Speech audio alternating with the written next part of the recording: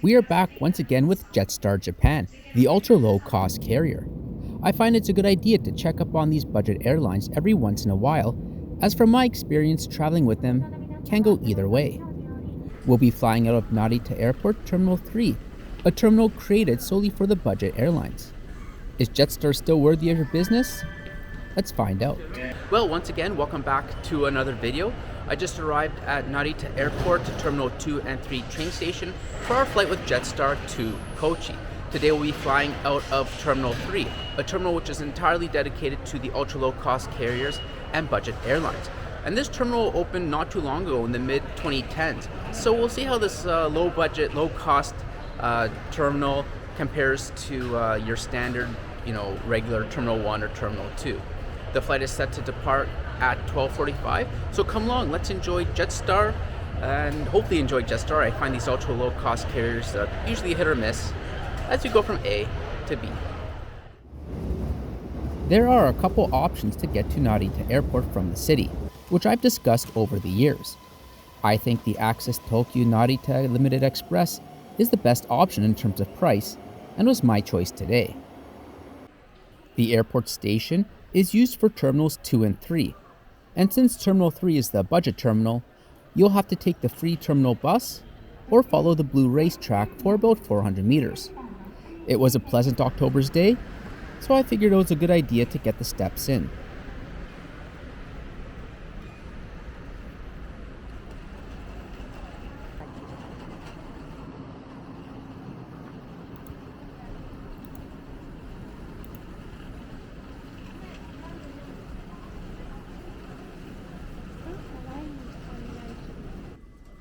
And here's the terminal. Wow, kind of the no frills of airport terminals. Many cost-saving measures were implemented throughout the terminal.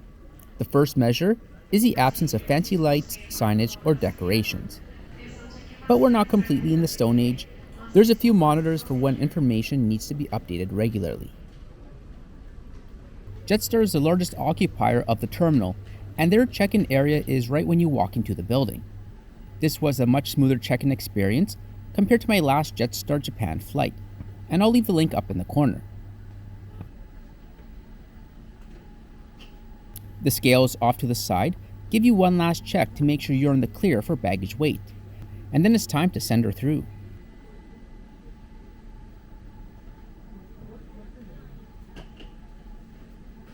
Obeying the blue track, we continue past the check-in area and we reach the largest food court in a Japanese airport. Fitting the low-cost lifestyle, the restaurants here won't break the bank. As this terminal is used for both domestic and international travel, depending on your destination and whether you purchased anything on board your airline, this may be the last chance to grab a bite to eat for a few hours.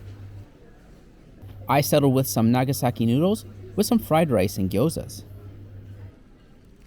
This is an airport after all, so there is also a convenience store, drugstore, and a few small shops for those last-minute necessities prior to security and or passport control.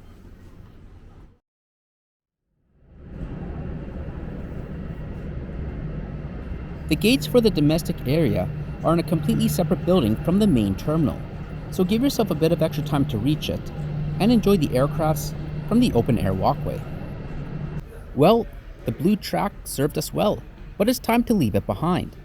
The seating area is as basic as you can get. There's a few charging areas, which is a good idea as most budget airlines don't have power outlets on board. The JetStar shop provides one last opportunity to get anything you wish. This terminal, or portion of it, is right at the edge of the airport, near the taxiway for one of the runways. So as far as a budget terminal is concerned, it provides above average views of aircraft outside.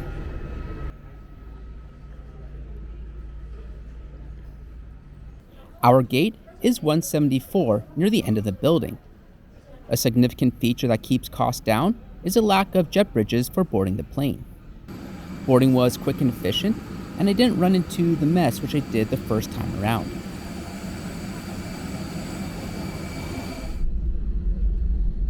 JetStar Japan has 19 A320-200 aircraft in their fleet.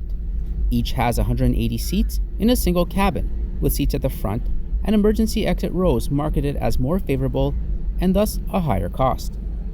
Our aircraft is just over 10 years old, being delivered to JetStar Japan in June of 2013.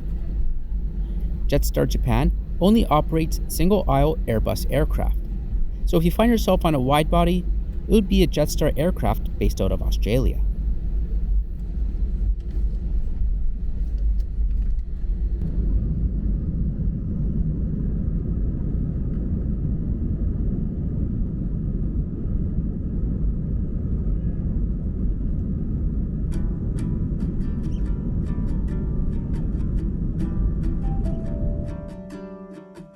It'll take an hour and 15 minutes to reach Kochi on the south side of the island of Shikoku in western Japan.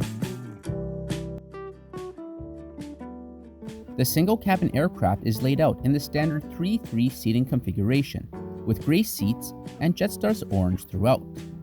There are subtle differences in the cabin's appearance compared to JetStar Australia, and I'll leave a link from our flight with that aircraft in the top corner for the inquiring minds. The seats are simple, lacking a headrest or antimacassar. They're fine for an hour or two, but they wouldn't be my first choice for a longer flight. The seats have a bit of a recline, but this flight was full and I chose not to inconvenience the passenger behind me. Seat back is also basic. The literature pocket contains a safety card, the JetStar magazine, and menu. Below is the table, and that's about it. JetStar Japan aircraft lack a pocket or a charging point, but that Tokyo Caramel looks pretty good, doesn't it? Seat pitch is advertised as an average of 29 inches, but I feel the average includes the seats with the extra legroom at the front and emergency rows. And above you have access to the reading light and air control. The only entertainment on board is the JetStar magazine, and it gave me a chance to check out the routes and prices for winter. Although LCCs don't have all the bells and whistles of the main lines, sometimes it's hard to beat the deals, such as Australia for $350 one way, or Singapore for $100. As I mentioned earlier, if you plan to bring your own device for entertainment, make sure to charge it beforehand in the airport, since there's no way to charge it up in the air. There's also no Wi-Fi on board the A320s. And of course, this is the part of the show where I invite new viewers to subscribe for continued aviation and travel-related content. I got a couple trains to show you from Shikoku, and my first ferry review coming your way. Very exciting.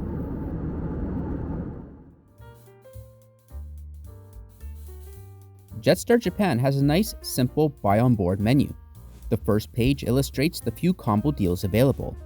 The inside cover has the individual items. The prices are much cheaper compared to Western airlines. Try finding a beer for $5 in North America. I think JetStar Japan excels with regard to their onboard menu when it comes to domestic flights in Japan, as many other airlines have a much smaller selection. With my ticket, I had a 500 yen voucher for the menu, so I went with the chocolate muffin and hot tea. It certainly did the trick for this short flight.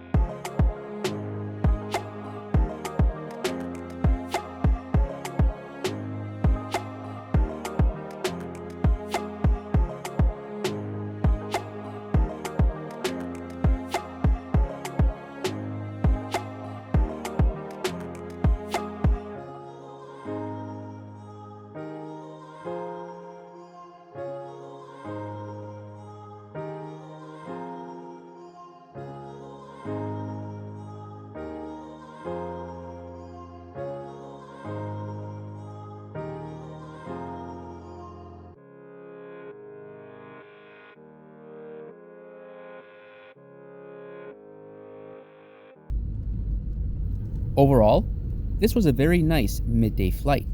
I thought the airport experience out of Terminal 3 was very smooth and pleasant.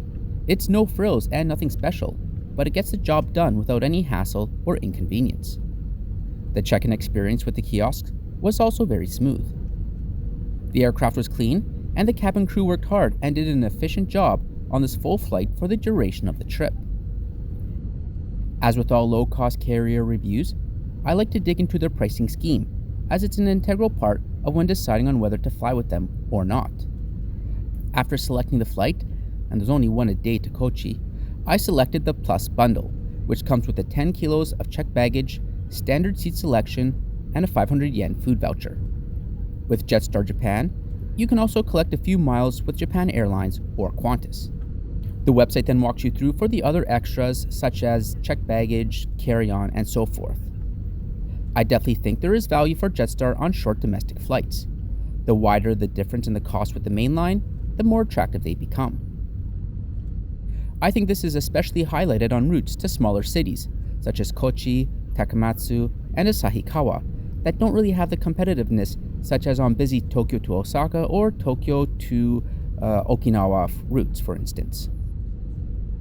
JetStar has a reasonable product and you get what you expect. I think some other budget airlines could learn a few things from them.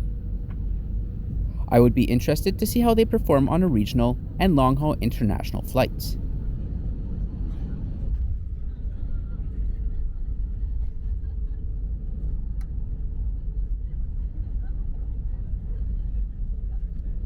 The price of this flight came out to 11,970 yen.